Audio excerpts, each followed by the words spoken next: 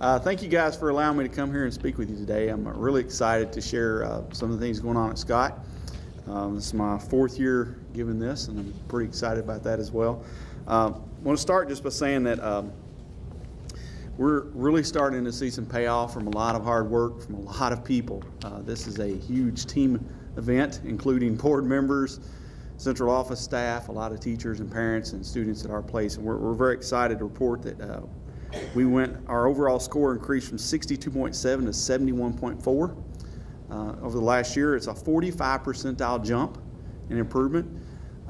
If you look that up, you will find that there's only 30 schools in the state that made that kind of jump out of 250 some high schools. So we're extremely proud of that and very excited to have that kind of movement.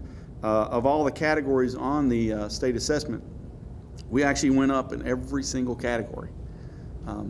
Sometimes as much as 20% in a category. So I'll talk to you about some of those individuals in there, but really excited about being able to say that the improvements overall. There's not a specific one thing that did this or made the move for us. Also, we've got potential to even continue growing, which excites us.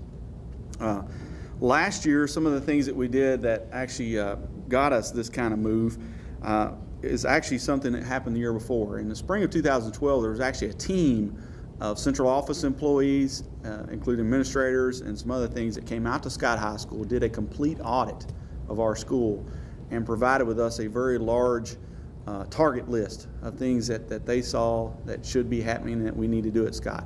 We are actually still working on that list, but I will say that the 4 or 5 primary things that were identified then: use of learning targets and high quality learning targets, daily use of formative assessment strategies, student to student activities, use of text, and then engaging students bell to bell. Those still drive our faculty to this day, and that audit had a huge piece in moving all of this forward.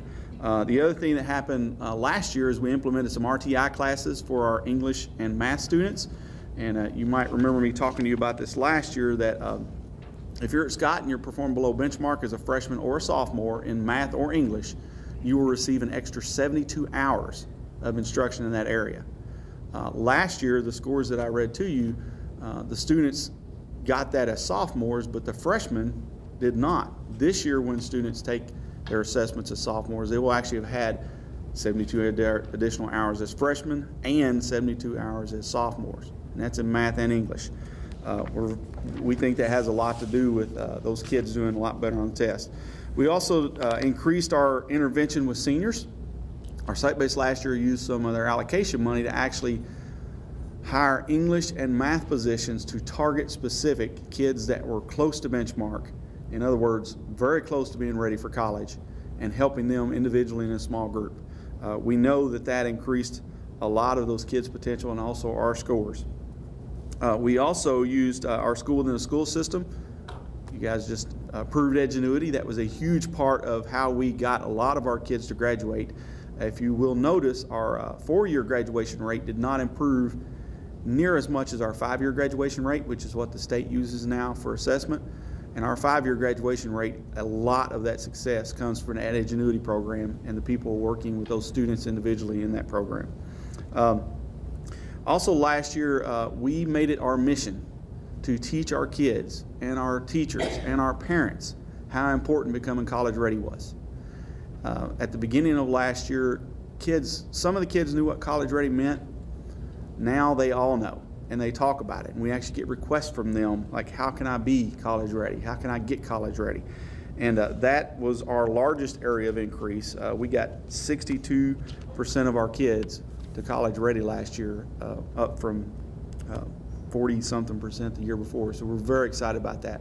Our department PLCs and our collaboration model at Scott has very much increased its efficiency. Our department heads in our department now are doing a lot of the drive. The things that used to we would have to try to get people to do and ask people to do, they're asking for, and they're actually pushing it themselves. That's a huge plus for us, because it leaves us the capacity to go somewhere else and get new things started when they're taking responsibility and do that themselves. The LDC, the Learning Design Collaborative, which was part of the Gates initiative initially, That's almost become common practice at our place, whereas it's not even its own initiative anymore. It's become, that's the way we do things. Additionally, with the implementation of the Renaissance Academy, I know you guys have watched that over the couple past years, that program has exploded. It is doing more than well, so much that we're going to have to figure out how to service those more kids that want to be in that. This past year, which will be this year's group, we've always had about 60 to 65 kids be in that academy. This past year we had 90 applicants for 65 spots. And it was exciting, but on the other side we also had about 25, 26 kids that we had to service another way. So we're working on that. We've got several plans in place for that in the future. Beginning this year, there are some things that we implemented at the beginning of the year that we knew we needed to do. And a lot of them are continuations of the things I've mentioned last year. We actually expanded our RTI classes. We decided that juniors also that are still below benchmark will need to use extra time in math and English. So if you're below benchmark in math and or English, you get an extra 72 hours of instruction at every single level, freshman, sophomore, and junior, until you reach benchmark, or we just keep hitting you with that until we can get you there. Okay? That's going to be a huge payoff.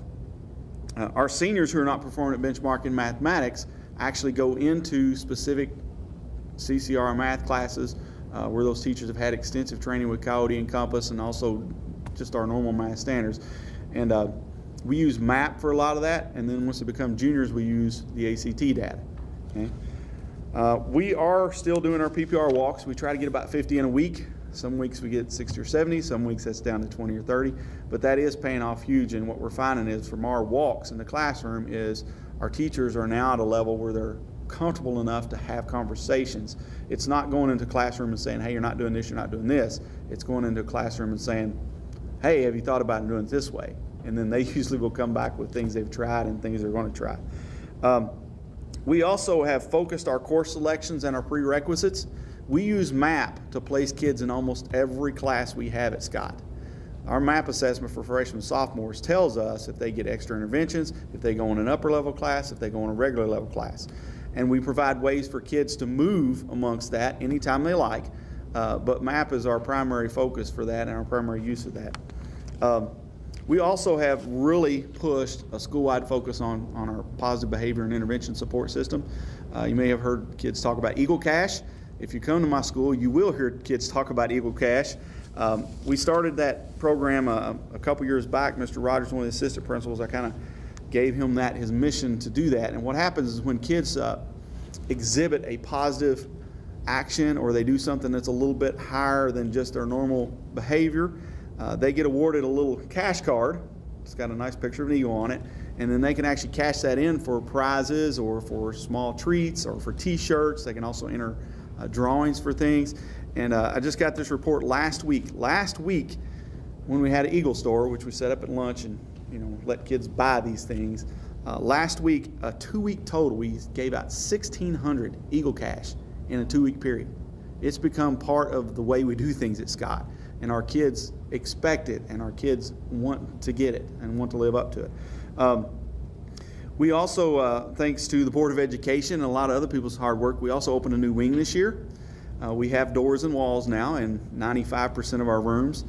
We were excited to get this improvement just before that happened because it was really kind of the perfect storm for Scott.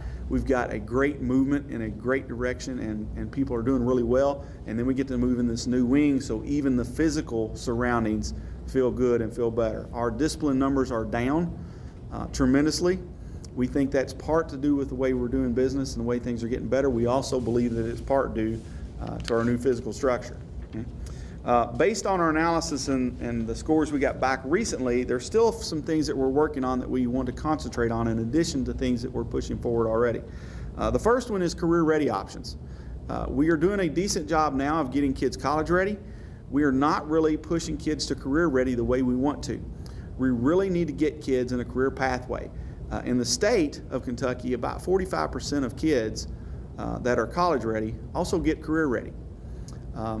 Ours are not that many. We have very few kids that are doing that. We do have some things in place already, but they're not there yet.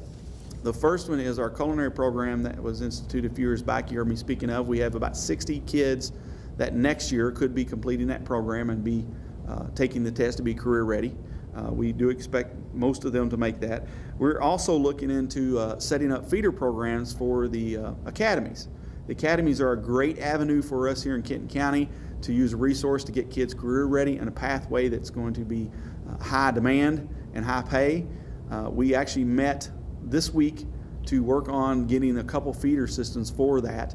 We're looking at ways to merge our current system with that feeder system so that kids that are freshmen at Scott High School can feed right into that program. And we're pretty excited about that. We also are continuing to work on GAP. You might remember last year we got into a grant from the state to work on our GAP students. We scored at about the 32nd percentile in GAP this year, and from a year earlier we were in less than 10 percentile in GAP, and that's how we got into that program. But we're doing much better with those kids, and that we're working with that grant program. We have a couple of teachers that are in right now with one of our assistant principals, and then that will expand this next year to have more teachers do that as well. So GAP is a definite area that we're working on, and of course those RTI classes will help as well. I will say that, again, I mentioned to you last year, one of the big improvements and things I was excited about at Scott is that Scott was moving forward really with push from parents and teachers. Okay? Parents, teachers, and students now are pushing Scott forward. The capacity that is there is better than I have seen it in my existence there. I honestly think if I disappear tomorrow, they would keep going and keep pushing and doing the things that we have in place. It's pushing itself. They're actually asking us now about what they can do and how they can do it. They're very well educated. They care about their school. I expect that we are going to be distinguished next year. That is our goal. We are proficient this year. We want to be distinguished next year. And that is our expectation. We've shared it with our students. We actually had a pep rally a couple weeks back for a couple of our teams that did really well, our soccer team and our volleyball team. We actually started that pep rally with an academic approach, talking about our scores. And to see and hear 1,000 kids scream and yell about being proficient and about performing well and wanting to be distinguished, it was heart-wrenching. It was exciting, and I want to thank you guys for your support. I know you've been a big help with that. Several of you have been out to my school and talked to my people. It's an exciting time to be at Scott, and we're not done. We're not done. This is just the first step for us in our growth. Okay. Thank you.